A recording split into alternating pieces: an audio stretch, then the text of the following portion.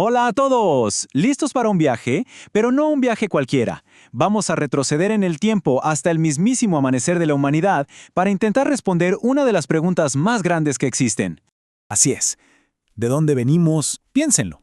Es la pregunta del millón, la que nos hemos hecho desde que tenemos conciencia.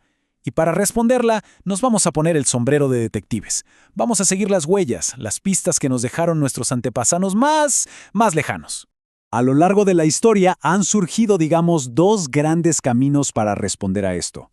Por un lado están las explicaciones religiosas, las que hablan de una creación divina. Y por el otro, las científicas, que nos proponen que somos el resultado de un larguísimo proceso de evolución. Y bueno, es en este último camino, el de la ciencia y la evidencia, en el que nos vamos a enfocar hoy. Ok, ¿cuál es la ruta de nuestro viaje? Primero, vamos a conocer a nuestra familia prehistórica. Después, descifraremos esos cambios clave que nos hicieron humanos. Nos asomaremos a ver cómo vivían. Seremos testigos de una tecnología que de verdad lo cambió todo y, para terminar, veremos nacer el arte. Así que, ¡empecemos! Muy bien, entremos de lleno en nuestro árbol genealógico. Para entender nuestros orígenes, la ciencia nos da una herramienta clave, un mecanismo que, en esencia, lo explica todo. Y ese mecanismo es la selección natural. Una idea genial de Charles Darwin. A ver, para que quede claro, imaginen que los individuos que tienen ciertas características que les ayudan a sobrevivir en su entorno, pues tienen más chances de tener hijos y pasarles esas ventajas. Con que esto pase durante millones de años, ¡pum!, se pueden formar nuevas especies. Así de poderoso es. Y aquí la tenemos. Ella es una de nuestras antepasadas más famosas, la famosísima Lucy, una Australopithecus. ¿Y por qué es tan importante? Porque fue de las primeritas en hacer algo que lo cambiaría todo: caminar erguida. Ojo, que ese simple acto de pararse en dos patas fue literalmente un paso de gigante para la humanidad. Ahora, es súper importante aclarar algo. La evolución no es una línea recta que va del mono al humano, como en los dibujos. Para nada. Es más bien como un árbol enorme, lleno de ramas. Algunas de esas ramas siguieron creciendo, y otras simplemente se extinguieron. Este mapa que vemos es lo que la ciencia ha podido reconstruir hasta ahora, y es un trabajo que no para de actualizarse. Y si nos acercamos a nuestra rama, la del género Homo, nos encontramos con varios personajes principales. Primero el Homo habilis, el manitas, el primero en fabricar herramientas. Luego, el Homo erectus, que dio un paso increíble al dominar el fuego. También están los Homo neanderthalensis, nuestros parientes cercanos, con cerebros enormes y que ya enterraban a sus muertos. Y finalmente, nosotros, los Homo sapiens, los que terminamos poblando el mundo entero.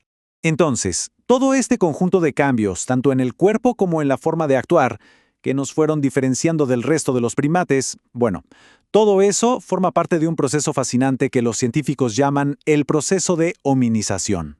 Y este proceso podemos resumirlo en 4 pasos que fueron clave. 1. La postura erguida, que dejó libres las manos. 2. El pulgar oponible. Esto fue una maravilla. Nos permitió fabricar cosas con una precisión increíble. 3. Una dieta omnívora, que nos dio el combustible necesario para crecer. Y 4. El resultado de todo lo anterior. El cerebro se hizo más y más grande, dándonos la capacidad de pensar, de crear, de imaginar. Y aquí viene lo más interesante. Una vez que nuestro cerebro se desarrolló, empezamos a adaptarnos de una forma totalmente nueva. Ya no dependíamos solo de los lentos cambios biológicos, no, empezamos a adaptarnos a través de la cultura. ¿Y qué es la cultura? Pues son las herramientas, las costumbres, el conocimiento, todo lo que un grupo puede enseñar y aprender. Esa es nuestra gran superpotencia. Bueno, ya vimos el cómo nos hicimos humanos. Ahora, ¿qué tal si nos asomamos a ver cómo era el día a día en ese mundo de piedra? Vamos a meternos de lleno en esa larguísima etapa que llamamos el Paleolítico. El Paleolítico, y piensen en esto, ocupa casi toda la historia de la humanidad. Lo dividimos en 3 grandes fases. En el Paleolítico inferior están las herramientas más básicas. Luego, en el medio, los neandertales ya las hacen mucho más sofisticadas. Y en el superior, nosotros, los Homo sapiens, ya fabricábamos herramientas de piedra súper especializadas. Fue una evolución tecnológica que tardó millones de años. Su vida era completamente nómada. ¿Qué significa esto? Que no tenían un hogar fijo. Iban de un lado a otro. No cultivaban ni criaban animales, simplemente tomaban lo que la naturaleza les ofrecía. Eran cazadores y recolectores. Vivían en grupos pequeños, como familias grandes. Y algo muy importante, su sociedad era igualitaria. No había jefes, ni ricos ni pobres. Todos colaboraban para sobrevivir. Pero imaginen que en medio de este mundo de piedra, de esta lucha constante por sobrevivir, ocurre algo. Un descubrimiento que lo va a cambiar todo, pero todo. Una verdadera chispa que encendió una revolución, el dominio del fuego. Sí, hablamos del fuego. Y esta pintura, aunque es moderna, lo capta muy bien. El fuego no era solo una herramienta más. No, se convirtió en el centro de la vida social. Fue en cierto modo el primer hogar de la humanidad. Y los regalos que trajo el fuego fueron increíbles. A ver, pensemos. Daba calor en las noches frías. Daba luz, con lo que el día se alargaba. Mantenía lejos a los depredadores. Y quizá lo más revolucionario, permitió cocinar. Cocinar la comida no solo la hacía más segura, matando parásitos, sino que la hacía más fácil de digerir. Esto liberó un montón de energía que, según muchos científicos, fue directo a nuestro cerebro, ayudándolo a crecer. Entonces, ya tenemos un cerebro más grande y mejor alimentado, una vida social más rica alrededor del fuego.